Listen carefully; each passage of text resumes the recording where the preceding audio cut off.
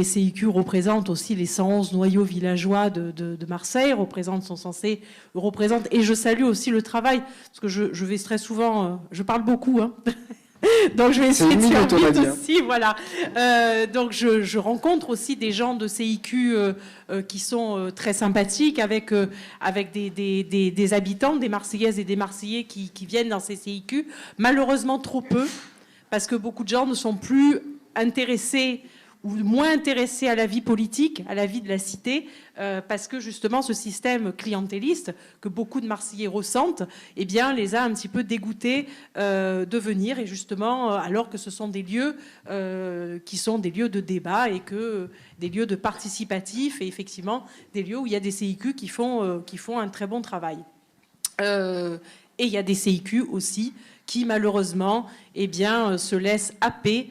Alors c'est pas vraiment de leur faute, mais se laisse happer aussi par une certaine forme de clientèle politique qui est réalisée par les politiques en place, et on le voit, on le ressent pour certains.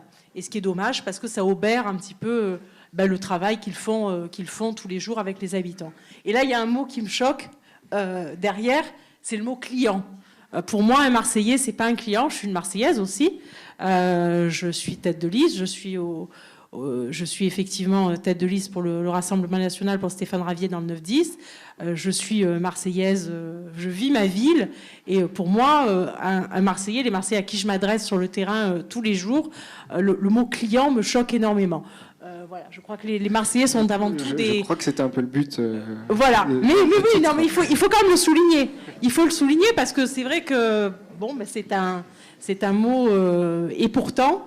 C'est un mot qui me choque, et pourtant, eh bien, c'est le ressenti encore une fois, malheureusement, de beaucoup de Marseillaises et de Marseillais, alors qu'effectivement, ils doivent être à la fois électeurs, au sens noble du terme, et les élus doivent honorer leur mandat, et effectivement, bien évidemment, forcément, acteurs de leur ville. Voilà.